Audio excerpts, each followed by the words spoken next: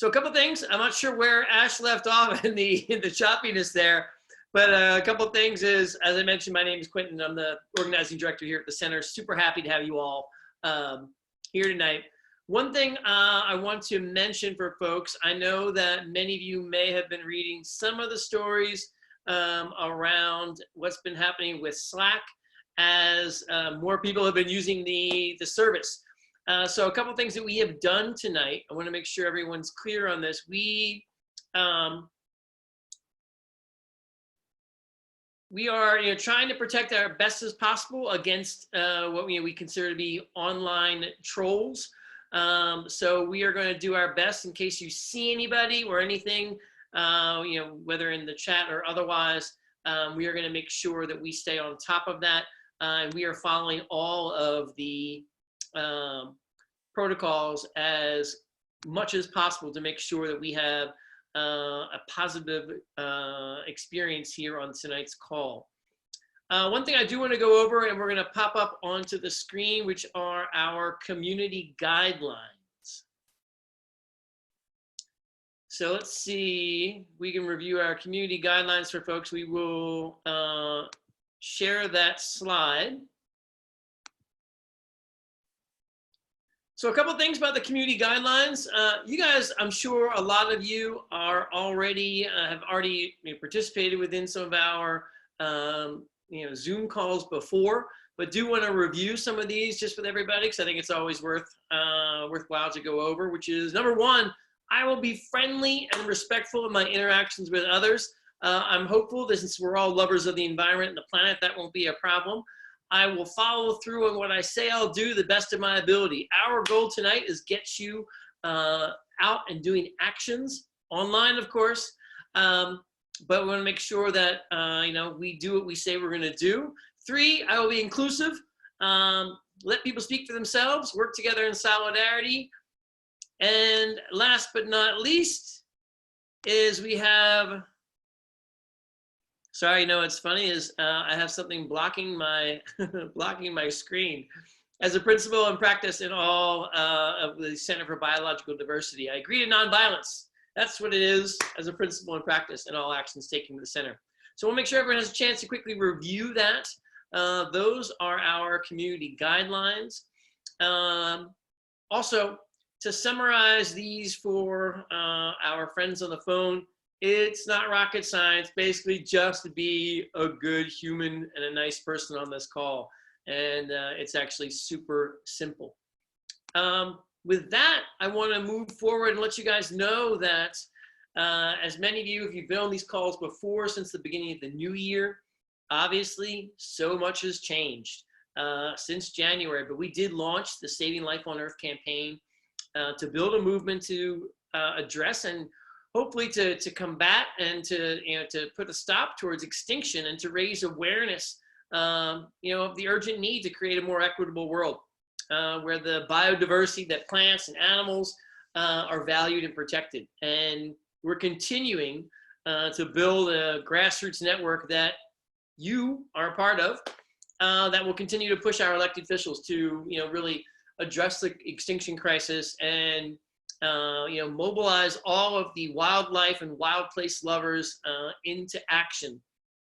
Now, the main topic that we really want to address just up front tonight, and it's on everyone's conversation, right? Which is, the global pandemic. And, we'll be really honest with you, as with many campaigns and organizing, we really thought, as we mapped out the beginning of this year, that a lot of this campaign was going to happen on the ground in each of your communities, at capitals, at state capitals, at the federal capital, and since the onset of the tragic and the challenging coronavirus, pandemic, we've been spending the last several weeks really trying to figure out sort of the next steps about how to make sure that what we know is true, which is so many of you care about protecting wildlife, and how do we actually get you to be able to take action and still protect wildlife while also making sure that we first and foremost follow every public safety and public health guideline to really stop this global pandemic. So, unfortunately, as we've been doing that, the Trump administration has just been really just continuing on with business as usual and hoping that people have been distracted by the pandemic as they continue to change regulations, increase pollution, just so many things that they're doing right now. So what we're doing is we're moving our campaigns to an all digital, all online format, for the foreseeable future until things change. That may be months, who knows when it will actually happen. So we may not be able to meet face to face anymore, but the good news is that we are going to find new ways of taking action and still have a massive impact from your home. So as we bring this Saving Life on Earth campaign into the digital realm, we're going to need you to join with us, stay with us, and we're going to do everything we can to maximize your love of wildlife, our love of wildlife, and making sure that we get the change that we deserve for the country and for the planet. So this really is a defining point for our movement. It's what we would call a very big pivot in the ability to sort of shift gears. We've gone from 0 to 120 in change in the last 3 weeks. And so, this is our first attempt at really navigating that and seeing what that looks like. So I'm really happy that you guys have all joined in with what this sort of looks like. Now, as we talk about what going digital looks like on the rest of this call, I do want to really give you a strong idea of what we're actually facing. I did mention that the Trump administration is continuing, and I want to give you some examples because, quite honestly, and it hurts me to say this, but if you can name it, they're trying to get away with it. And that includes, just to give you a sense of what's been happening while the nation's attention has been on stopping this pandemic. So that's including the development and drilling on public lands, expanding offshore oil and gas leasing, weakening Endangered Species Act enforcement, oil and gas leases in the Arctic National Wildlife Refuge. And for those of you who watch this news, really, I know for me, at least personally, deeply bothered, $400 billion in funding for polluting oil, gas, and coal companies in the congressional stimulus package that was recently passed. So, as they say, there's no crisis that's been wasted here, and they are trying to take this opportunity while we are distracted to continue on in this, in this vein. But I will say this, not on our watch. And so, what we're going to focus on this evening and the campaign that we are going to be asking you to take part in, specifically last week, the Trump's EPA Minister, Andrew Wheeler, who is a former coal lobbyist, for those who did not know, announced that the EPA will no longer enforce basically the law, legally mandated public health and environmental protections nationwide indefinitely, as they said, as a response to the coronavirus.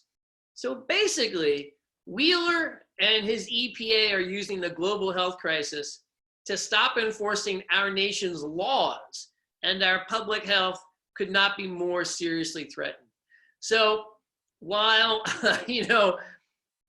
the rest of us are dealing with the deep ramifications of this coronavirus crisis, Wheeler and his cronies at the EPA decided to toss aside environmental protections. It really is, it's quite staggering that the fact that they basically have no shame. And, the EPA's mission is to protect human health and the environment, but they're not going to do that. And so we have a responsibility to take action to protect our air and our water and to address the environmental crisis right now on our own, because they're certainly not going to help us. Thankfully, the center has a track record of over 30 years of holding our government accountable, and that's exactly what we plan on doing in response. Now, I don't know, it might be a chance. I think my colleague Ash has returned. All right, we have well, let's test out that audio, ladies and gentlemen. Once again, my colleague Ash, who's going to tell us what we're doing in response to the issues I just pointed out to you.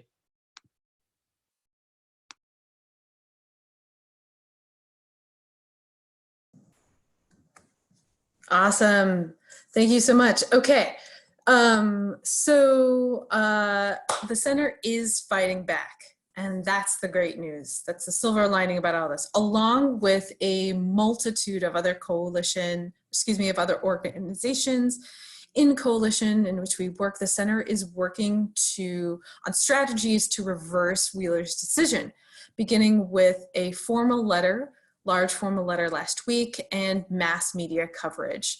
More importantly, we're also mobilizing our membership, which is you, to take action. As we reviewed, or as Quentin reviewed, thank you so much, Q. This is only one of many, many issues where we'll have to engage to save life on Earth. Over the next several weeks, actually, our colleagues here at the center will be hosting a series of calls where you can connect with experts, learn more about what we're doing in these fights, and what you can do during this time of crisis. But right now, we actually need your help to organize and to bring attention to Wheeler's pollution plans. So I'm actually going to hand it back to Q to tell us what people can do about this. Q? Awesome. Thanks, Ash.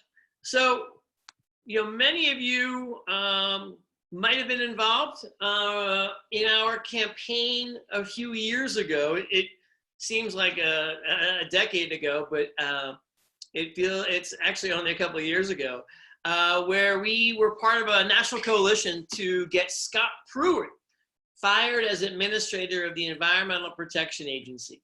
For those of you that remember that campaign, we started off as a small group and built that campaign into a steady drumbeat of public attention about his corruption. And that's exactly what we're going to do with Andrew Wheeler. And I say this because, that Pruitt campaign was a clear indication that small actions, whether it's writing a letter to the editor of your local newspaper, online actions, which we're going to be figuring out as we build this campaign, start off small, but lead to something powerful. It always ends up that way. That's the nature of organizing. But the key for us is only if we keep at it. And, and I say this because it's important to make sure that everybody understands, not only for this call, but moving forward for the campaign, that everything that we do matters. Don't ever forget that aspect of organizing. Everything that we do matters. And while these are challenging times for so many people, for all of us, for literally the planet, this is a marathon, not a sprint. And so it's going to be a long road to find success, but we will find it. And the key is really making sure that we keep up with our attention on these issues and keep taking actions, every day. So part of that, is tonight's call. And, what we're going to start off with this evening is really giving you the first main ask to really build public attention to understand what's happening at the EPA. The key part about this is to make sure that in the midst of all of the news that people are reading around COVID-19 and the coronavirus, is that they also understand what's happening to the environment. These two things have to be understood at the same time. And so we can't wait. We're not going to wait for the coronavirus news to die down, because it won't. So this is the first ask that we're going to be doing tonight is really going to be our first chance at ringing the public alarm bells and making sure that this issue comes into the limelight. So this is where Ash is going to come back at you tonight and give you an idea of the specific action that we'll be walking you through, and then following up with you in the next couple of days.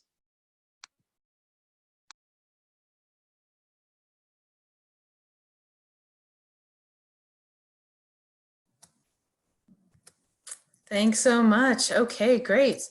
So we're going to be keeping up the pressure on the Trump administration in these upcoming weeks, not only to protect the environment, but to protect public health as well. And so here's the action that we're asking of you tonight. We are asking that you write a letter to the editor of your local paper asking EPA Administrator Andrew Wheeler to do his job and to protect the environment by enforcing the law. So if you're not familiar with a letter to the editor or what that is, it is exactly that. It's a letter that you write to the editor of a paper. It's very short. It's about 150 to 175 words. It's a way to express your concerns about this critical issue in your own way. Letters could go to your hometown paper, the neighboring large regional or state publication. So for me, that's the San Francisco Chronicle, or a major national outlet like the New York Times or the Washington Post. Our online tool that you'll receive will help, and that you can visit, will help you select and submit an LTE to these papers based on your geography. And so you may be wondering, LTEs, what's this? You know, LTEs are actually a super important tool for activism and are particularly great right now, and now that we're physically distancing, because with a resurgence of people reading publications again, it is a great way to raise awareness, to energize supporters, and to influence decision makers. So I'm going to launch a poll right now. And if you're ready to join us, to take action right now, to write this letter to the editor and get this process started, go ahead and click on that poll right now. If you are on the phone, you won't be able to see this, but you can sign up by email tomorrow with an email follow-up. So perhaps if you're considering, like, I don't know, write a letter to the editor, let me tell you this. Trump's latest scheme to stop enforcing the laws that protect our planet, our communities, is totally unacceptable, and he needs to know about it. And other people need to know about it, because we need to reverse course in order to save life on Earth. And we can win, but very, very few people actually even know that this is happening right now. And that's why we need you to ring the alarm bells in all of your communities, each and every one. And this is a super powerful start. If you've never written an LTE before, don't worry. Again, like I said, our tool has talking points and tips that you can use. Okay, so I'm going to give this poll just one last go here. If you're curious or interested, go ahead and click yes, we'll support you. I'm going to give this going once, going twice. Okay, I'm going to close the poll. I just want to hop in and just say what great news. Over 340 people said yes to submitting a letter to the editor. So that is just fantastic. Really, you guys doing a great job tonight. That's awesome. Yeah. Thanks, Q. That's a small bit of joy that I'm holding on to right now. So again, we'll send you an email tomorrow with talking points and tips that will help you write your letter in your own voice. And it's important that you actually personalize that letter when you get that link, because talking in your own experience and making it personal will give you a much better chance to be published. Okay, cool. Thanks, everyone. So now I'm going to hand it back to Quentin to talk about how we can keep action going together collectively for the long haul. Q. Awesome. Thanks, Ash. Yeah, as I mentioned earlier, just a few minutes ago, actually, we are just getting started. So, I say that because it's really going to be important. Over the next several weeks, we're going to ask you to join us in a series of online actions. So tonight and tomorrow's email will be focused on letters to the editor, but we're going to be trying new actions. We're going to be trying new things, and we are hoping you're going to join us along the way. And along that way, we hope you'll bring some friends with you. This is all part of a new experiment with us going all digital, like so many other organizations that are, in the midst of responding to the coronavirus. And, we know that success is possible in this new format, because it has to be, and it will. So we're very excited about that.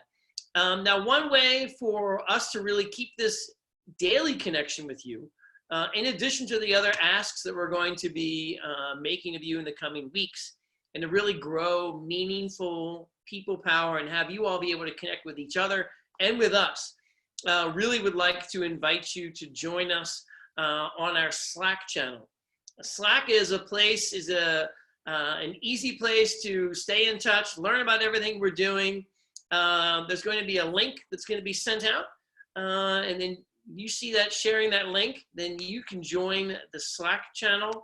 That Slack is super easy to understand, and we have already hundreds of volunteers on that channel already, where they communicate with each other, figure out what's going on in their areas. We are able to communicate with folks easily. So it's really it's a great space for us, and an easy one for us to keep connected with you. So we're really going to encourage you to join that Slack. Now, the exciting part of every call, which is we get to hear from you, and let's have a little Q&A about our campaign, the issues.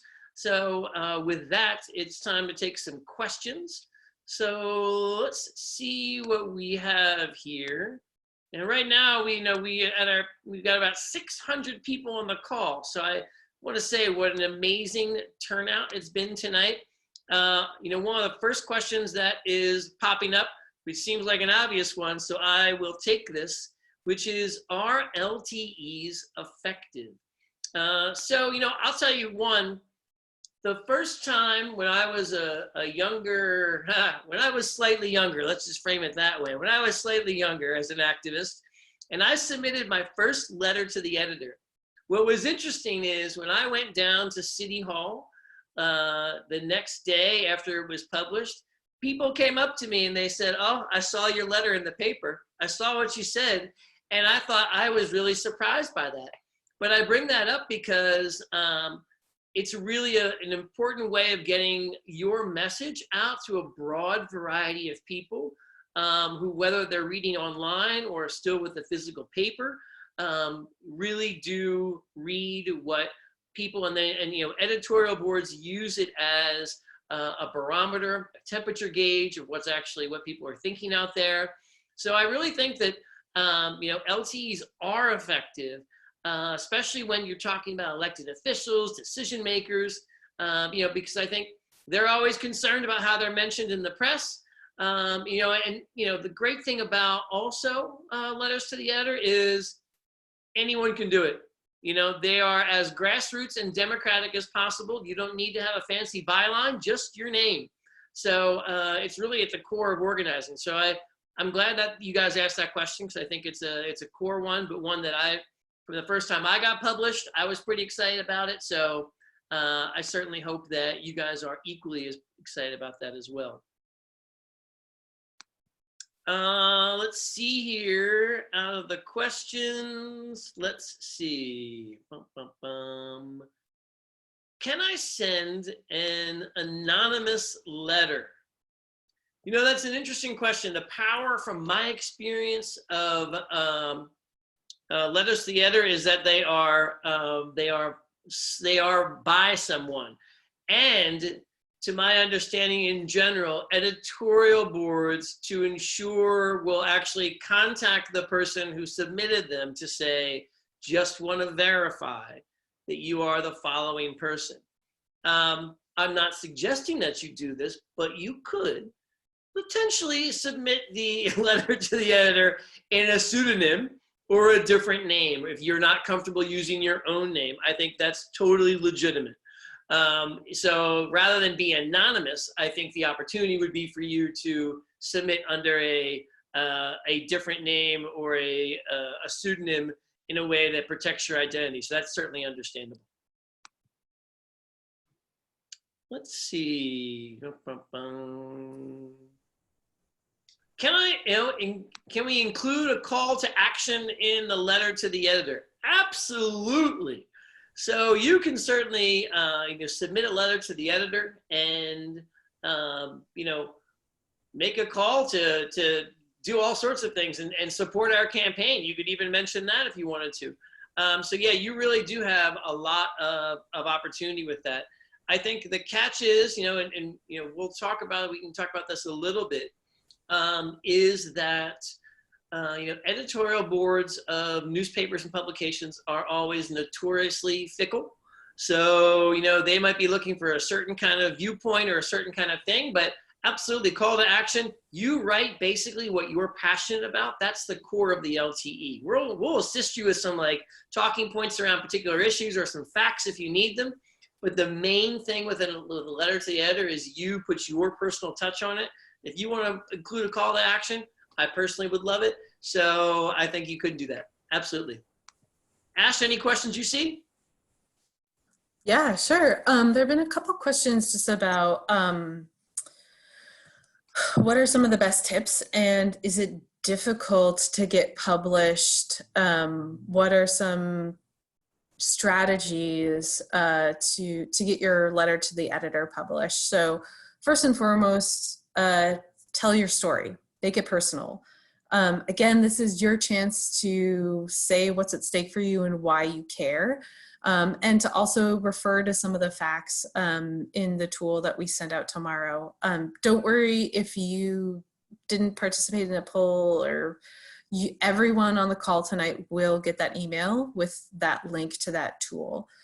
And then you also want to be brief, like really brief. An LTE is only about 150 words. So just pick one point, and then after you've made it, stick to it. You'll also want to keep your letter to the editor really topical, timely, relevant. It is way more likely that your letter is going to be printed if it's localized, if it has a local spin, or if it's in response to something concrete or specific that the paper has already published or covered. So let me just speak on that for a second. If your paper has already covered this issue, EPA rollbacks and things like that, you're gonna wanna name that in your letter to the editor. You can just name drop, say, a specific article, recent article within the last couple days or last week, and cite it in the LTE briefly. But if it hasn't been covered, you're gonna feel free to choose a related issue, say something more broadly about the environment, and then make the bridge in your LTE very, very quickly because you only have so many words, or just call out the lack of attention to the issue in your letter to the editor, and then make that call to action to get Administrator Wheeler to reverse course. And this is my last point here, which is you have to make the ask. Again, which is EPA Wheeler Administrator Andrew Wheeler, you have to reverse course and keep our environment clean, and be sure to actually reference him by name. Hand it back to you, Q. Awesome. I see a couple of other questions here, and some of these are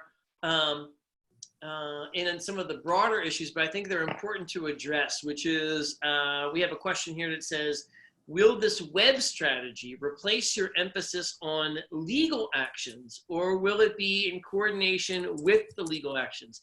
It will be in coordination with the legal actions. So at the core of how the center operates, and many environmental organizations for that matter, but in particular for how the center operates, is that we're always going to sue the government. I'll be honest with you, if they're doing something wrong, we're always going to be suing the government. And what really bolsters those legal cases is that we are able to generate local support, regional support, statewide and national support to really increase the pressure. So we have a legal strategy, we have a grassroots organizing strategy, and they work hand in hand. So I think that's actually a really great question for everybody. If you're actually wondering how we do that, it's not an either or, it's definitely a yes and definitely a both. Another good question here is around some of this process is how can they push this through without public input? So the EPA, this is actually, it strikes a little bit to the power of any administration, quite honestly. which is the ability to do a little bit of an interpretive dance. And right now, using the coronavirus as a reason for pausing environmental enforcement. And so I think that, that it will be a legal fight, one, whether or not they can do this without public input, but they're arguing that they can, as unfortunately any of you have seen over the last 3 years, which is the Trump administration has taken a very aggressive stance on their ability to just interpret things differently than the law. So many lawsuits, hundreds in the fact of the center, have been passed. But yes, that is one of the things that it's a constant battle that way. And so we're also trying to make sure that in addition to the legal thing, that we make sure that the public understands this issue, and in addition, members of Congress. Now, specifically, as soon as this, a question that popped up was, should you also write to your reps and senators? And the easy and short answer to that is yes. And we will likely be following up our LTE ask with more information about that. Congress right now is on recess for a good chunk of this month. So we have actually thought about that idea, but are waiting until Congress returns rather than have you take action at a time when they're actually not there. But many senators and representatives have already called out this egregious decision. So there are allies in Congress, and we just have to continue to make more. So we will be following up with that. Good question so far. I really appreciate it. You guys are getting right to get into the meat of it. Let's see what else we have out here. I'd love to answer a couple questions just about maybe like the logistics of submitting an LTE, things like, can I write to multiple publications? Do I have to be a resident of where the paper is distributed or be a subscriber? Can I write an anonymous letter? The point here is that you try. And so oftentimes LTEs require you to include your name and where you're from.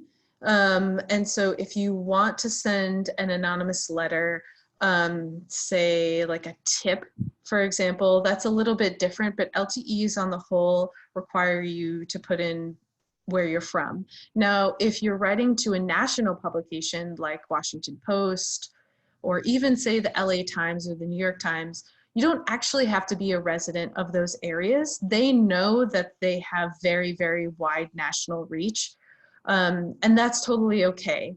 But for your local paper, including that tagline of where you're from really, really helps.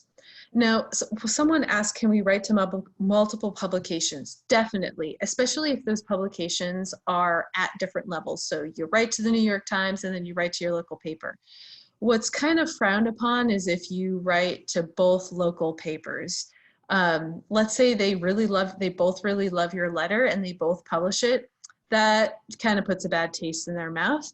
So just be judicious about which publications, but kind of the bottom line here is that try. Just see what, go on a fishing expedition and see what you get. And if you want to, the one other great tip that I would say is, especially if you live in areas where your paper may be conservative, is just to keep submitting like over and over and over again. And this, you may think this is like a Sisyphean challenge, but outlets are actually more likely to print an LTE if they see that lots of readers are talking about a particular issue. And if you get your friends or your networks to join you, that vastly increases the odds as well. And then if you keep doing this again and again over time, again, the paper is going to see that their readership wants more coverage of an issue in particular, like over the long haul. And that's just really good organizing. So just give it a shot and see what you get and keep on trying and get others to join you.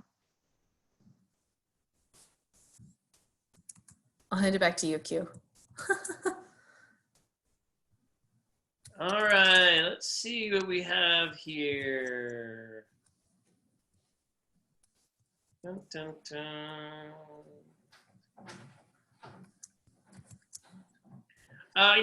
One interesting question here. I mean, I know some of this gets into a little bit of the legal aspects of this, but it's also good things for everybody just to be aware about.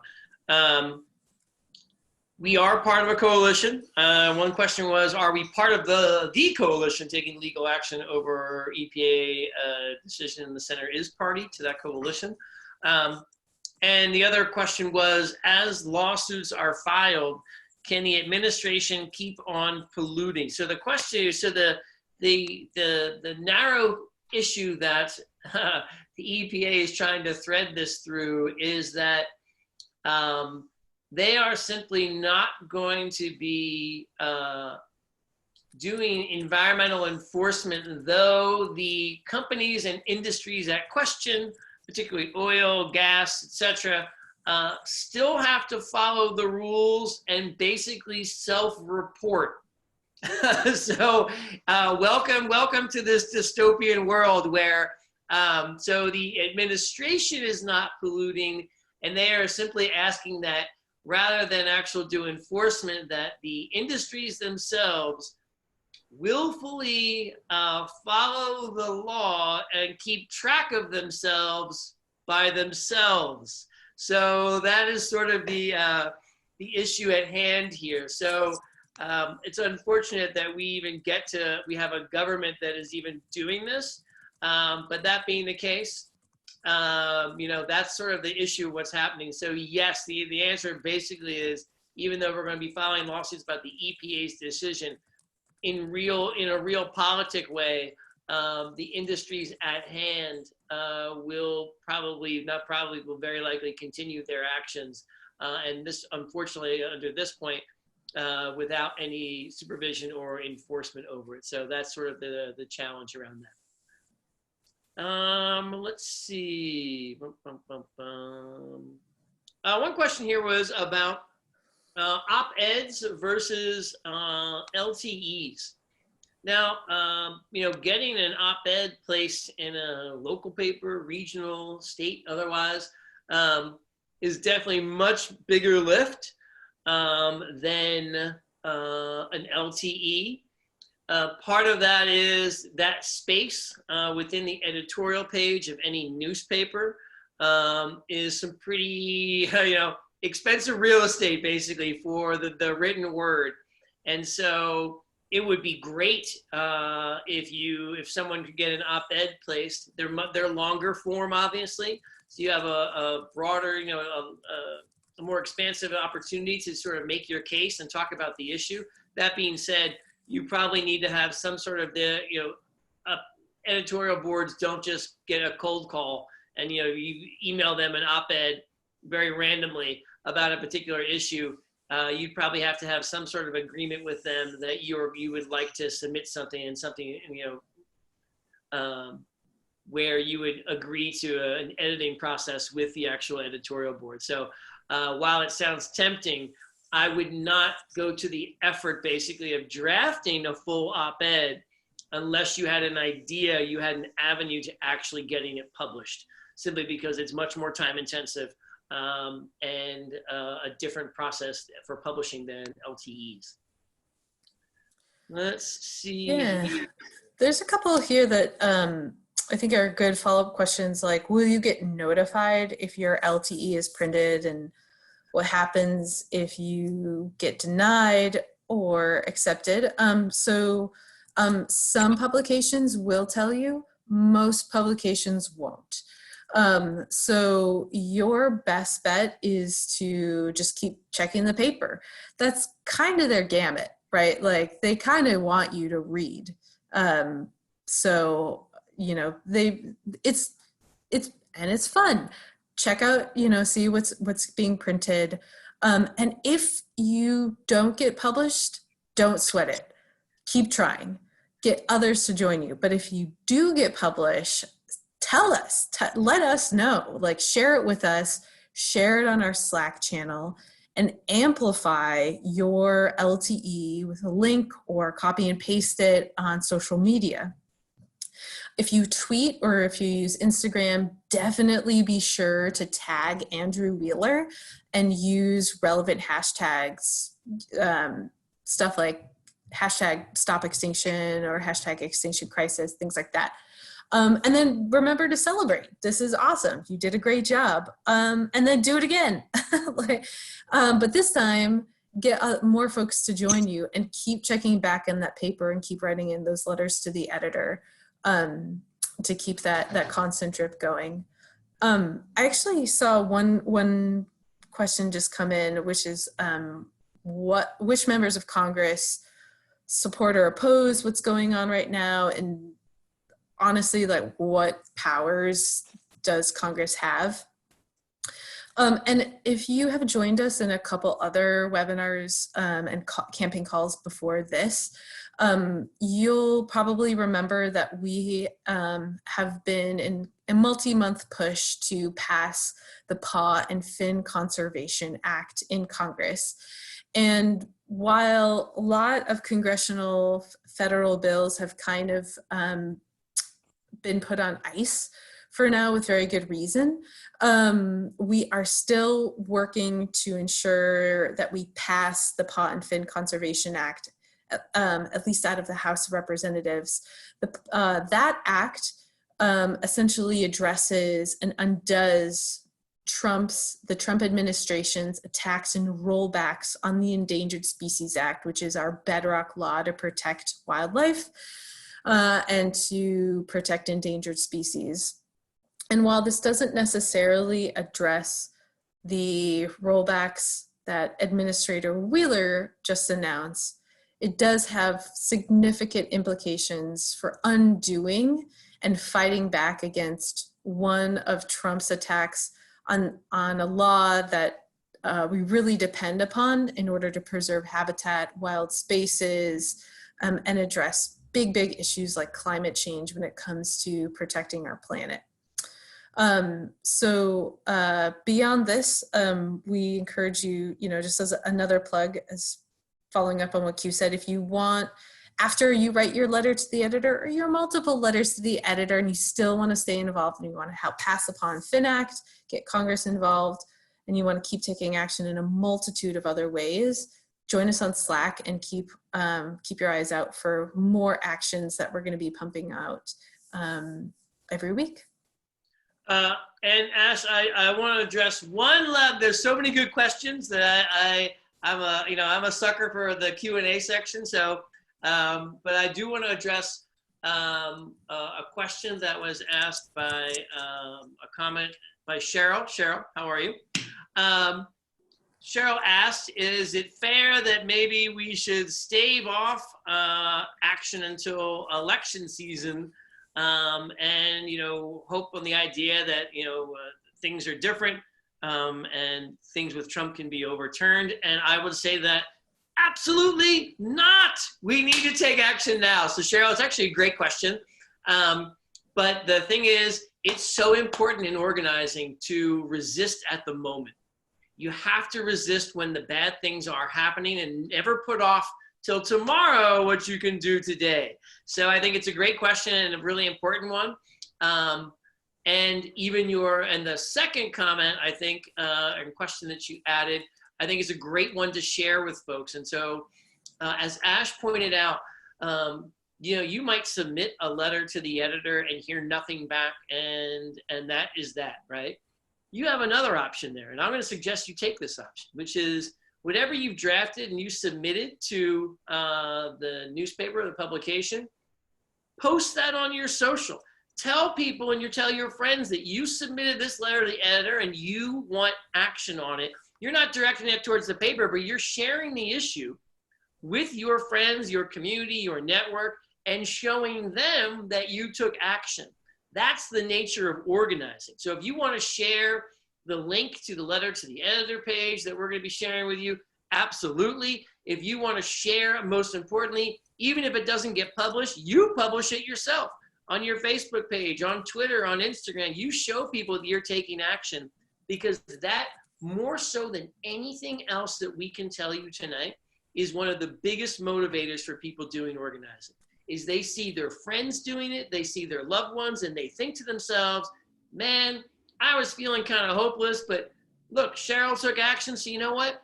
I'm going to write a letter too, and I've never written one before, or I'm going to share this with my own network. So I just want to say that really is the absolute heart of organizing, which is share everything you're doing with your networks.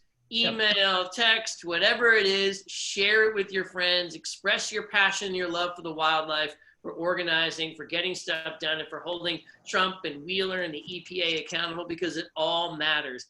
And, you know, while we don't do electioneering, I think, you know, all these things matter for the change that we want to see. So I really want to encourage you. Great question, Cheryl. Great addition around some of the social sharing, whether it's published or not. Always share what you're doing. It's just sort of a great option. So I'm going to resist the temptation for myself of taking any more questions, because I could do this all night. But I really love when you guys are asking some really super great questions. And hopefully, you know, we'll be able to address any more of them after our call is over. Cool. All right. I'm going to close this out for the night then. Again, we have hundreds of people on the call. So if we didn't get to your question tonight, thank you for being patient with us. You can always email us at mobilize@biologicaldiversity.org if you have any future questions, and we'll do our best to answer there. And I just want to touch on like what's next, because and how we'll be supporting you. So after this is over, tomorrow you're going to get an email. We'll include the LTE tool. We'll also include the link to join our Slack. But this is just the beginning. And thank you to everyone who's already on Slack and taking action with us, and who has been for many years. But, you know, as we move into the digital space, but like this is just the start, like from getting mass calls into our elected officials, or mass tweets, or digital lobby visits, or virtual rallies, or just good old-fashioned organizing meetings over Zoom. Like, this is just the beginning. And while some of these tools, we know they may be new to you, and we know that this may be a stretch and maybe even a little bit scary, the bottom line remains the same, which is people power works. And over the next several weeks, as we ask you to take action, we're going to be trying new things. We're going to be getting creative, and we're asking you to stretch a little bit and join us. And we know that it's a little scary, but you're part of this new experiment with us. And we're so excited to have such amazing activists and fellow organizers along for the ride. Okay, so with that, I'm gonna just wrap up and say thank you again so much for joining us tonight. We know that everyone on the call may be feeling anxious about the future, but we're not giving up. And we have to remember at times like this that this movement is about historical, political, and social shifts towards protecting the earth. And we are in it right now.